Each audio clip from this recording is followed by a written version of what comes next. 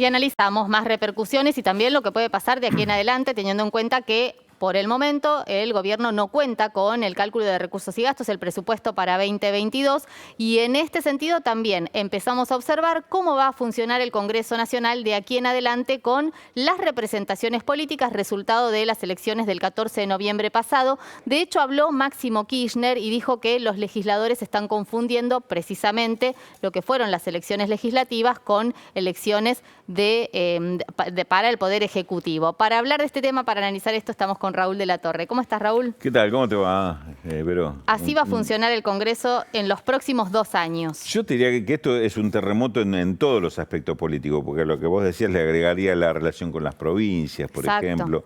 La actitud que va a tener el Ejecutivo, porque el Ejecutivo puede tener una actitud contemplativa y buscar un nuevo acuerdo, a ver cómo se haría con la oposición, si es con un nuevo proyecto o enviando este proyecto con algún otro condicionamiento o compensación por otro lado, o directamente decir, bueno, voy a tener que gobernar sin la oposición, con la oposición confrontando y utilizar las herramientas que pueda tener el Ejecutivo para unilateralmente tomar posturas y hacer, por ejemplo, acuerdos con los gobernadores unilateralmente, aunque esté al límite de las cuestiones administrativas o legales. Sí, ¿no? es cierto que en el medio se mezcla la interna dentro de Juntos por el Cambio y uno interpreta o suponemos que ningún legislador de la coalición opositora iba a votar a favor del presupuesto precisamente por el efecto interno que podía generar que alguno de ellos decidiera, bueno, sí, le vamos a dar al gobierno nacional el presupuesto. Con lo que también hay que interpretar que la oposición, en oposición al gobierno, también tiene una situación interna complicada. Bueno, hoy se reúne el comité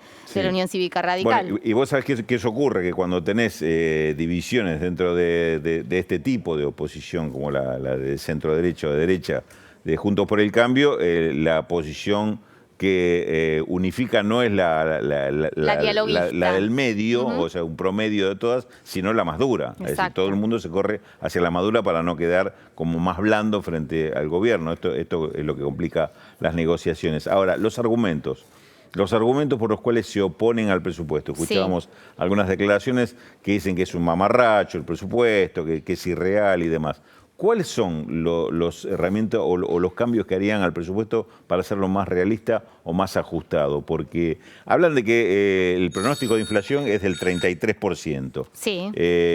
Me parece lógico que el gobierno plantee que la inflación para el año que viene va a ser inferior a este año. Yo, al contrario, cuestionaría más un presupuesto que diga, la inflación vuelve a ser el 50%. No van a hacer nada para resolverlo. Es que uno supone que si en el presupuesto se hubiera indicado que era el 50%, hubieran dicho, qué barbaridad. Por eso, digo, no van a bajar la inflación. Y en todo caso estamos hablando de una perspectiva inclusive bastante moderada, es decir, bajarla al 33 no es un gran éxito, es decir, es seguir con inflación alta. Otros aspectos no es tan claro que se hayan cuestionado con respecto al presupuesto. Cuestionan que se proyecte un acuerdo con el Fondo Monetario que evite pagar o que no se va a pagar esos intereses.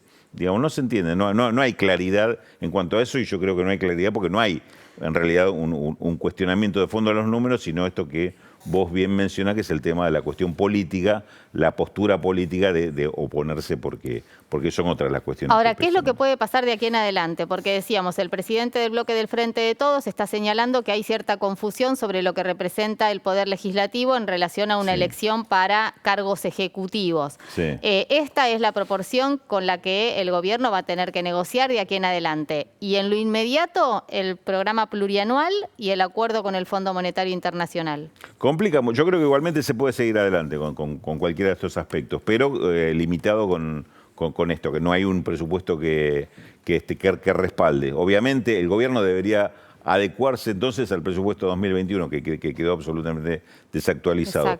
Gobernar por decreto, y bueno, es una de las alternativas que le queda. Es decir, firmar decreto para modificar partidas, aumentar partidas, quitarlas de otro lado para demorar algún otro recurso que estaba previsto anteriormente. Digamos, hay forma de hacerlo. No son las mejores, obviamente, y es darle la espalda absolutamente a la oposición. Bien, bueno, esta es una alternativa y es prácticamente a la que creo que están llevando al gobierno. Es decir, un endurecimiento de la oposición puede llevar al gobierno a un endurecimiento del gobierno contra la oposición. Por eso te decía al principio, elegirá gobernadores con los cuales tener una mejor relación, es decir, y buscar el acuerdo con ellos. Bueno, los gobernadores van a necesitar eso también. Sí, entonces, Digo, me parece que es lo que presenta eso es un escenario demasiado duro, demasiado combativo en cuanto a cómo se van a definir las cosas y rompe definitivamente el diálogo. Salvo que, repito, haya algún tipo de repaso de cuáles son los términos de algún tipo de acuerdo y en función de eso también se resuelve el tema del presupuesto como consecuencias, porque repito algo que vos marcabas y yo estoy de acuerdo, no es el presupuesto el problema en este momento. No es el presupuesto, la diferencia claramente. no está dada por el presupuesto, se está buscando algún otro tipo de negociación, otro tipo de acuerdo o buscar de la propia oposición tener entre sí, entre ellos también algún tipo de... Sí, y una muestra de fuerza. Lo cierto es que esta situación abroqueló a la oposición y a los otros bloques que estaban dispersos, con los que era posible probablemente negociar, todos, incluida la izquierda, incluidos los libertarios, incluido Consenso Federal, detrás del liderazgo en la Cámara de Diputados de Juntos por el Cambio. Por lo menos eso es lo que se observó hoy. Claro, por eso. Digo, me parece que lo que va a reclamar esto, no podríamos arriesgar cuál va a ser, pero va a haber una respuesta política del gobierno. Debe haber una respuesta política del gobierno frente a esta situación, que puede ser, repito, una respuesta dura, es decir, listo, no voy a contar con la oposición, voy a gobernar, inclusive en algunos aspectos, en contra de la oposición. De hecho, llama la atención... O buscar algún otro tipo de acuerdo por debajo, ¿no? Llama la atención que en realidad Cristian Ritondo inmediatamente, que Máximo Kirchner, el presidente del bloque, recuerda el endeudamiento de la gestión de Mauricio Macri, los 44.000 millones de dólares, sin consultar al bloque, inmediatamente dice el bloque no vuelve a comisión. Digo, pareciera que en realidad estaban esperando algún argumento para precisamente decidir finalmente votar en contra y terminar todas las idas y vueltas. Sí, arriesgo algo y quiero compartirlo con vos a ver si estás de acuerdo en el análisis. Yo creo que a la oposición le viene muy bien el nombre Máximo Kirchner. Para decir, bueno, acá está. La culpa es de Máximo Kirchner. La gota que rebalsó el vaso o el punto Porque de en realidad no dijo nada nuevo. No, si uno por eso, se pone... no me parece ni que haya sido tan ofensivo, ni que ellos se hayan sentido... Me refiero a la oposición, tan ofendidos por lo que dijo. Sí, porque Ritondo habla de falta de respeto y en realidad, por lo menos en ese discurso de Máximo Kirchner, la referencia fue algo que viene repitiendo el gobierno nacional. Digo, no es novedad que hay cuestionamientos sobre el endeudamiento exorbitante de la gestión de Mauricio Macri. Mucho más agresivo que y bueno, y de los funcionarios o exfuncionarios que estaban en cargos ejecutivos durante la gestión 2015-2019 y hoy son legisladores nacionales. Por eso, me parece que es un poco, coincido con vos en que había una decisión previa de tomar esta postura y lo que hizo la palabra del titular del bloque de diputados del oficialismo, Máximo Kirchner, es devolverle la situación al gobierno, tratando de crear también con eso una interna dentro del gobierno. La culpa es del discurso violento, agresivo, o como se lo quiera calificar, de Máximo Kirchner. Pero me parece que eso es una puesta en escena más, como devolviendo la pelota por un tema que, repito, puede ser muy serio, muy grave para la propia oposición.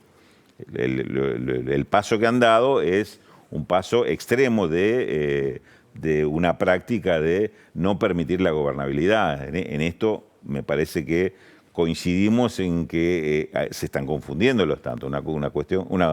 Una cuestión es la votación y la postura parlamentaria. Otra cosa es tratar de impedirle al gobierno... Y otra cosa, gestionar, ¿no? Gestión, y otra cosa también es la interna dentro de Juntos por el Cambio. Yo insisto con esto, hoy se reúne el Comité Radical, ¿no? Y la semana que viene la Mesa Nacional de Juntos por el Cambio, que todavía tiene que definir cómo va a estar integrada de acuerdo al resultado de las elecciones pasadas. Parecería ser el punto central en todo esto. Parece que va por ahí. O que traba todo esto o lo que puede destrabar esa cuestión de la interna. Ahora, lo cierto es que al gobierno le quedó sobre la mesa una situación que va a tener que resolver con alguna medida fuerte. Me parece que tiene que tomar alguna actitud fuerte para poder seguir gobernando. Y eso puede ser extremar sus facultades, sus posibilidades para poder gobernar, inclusive en este caso, sin el acompañamiento del Congreso Nacional.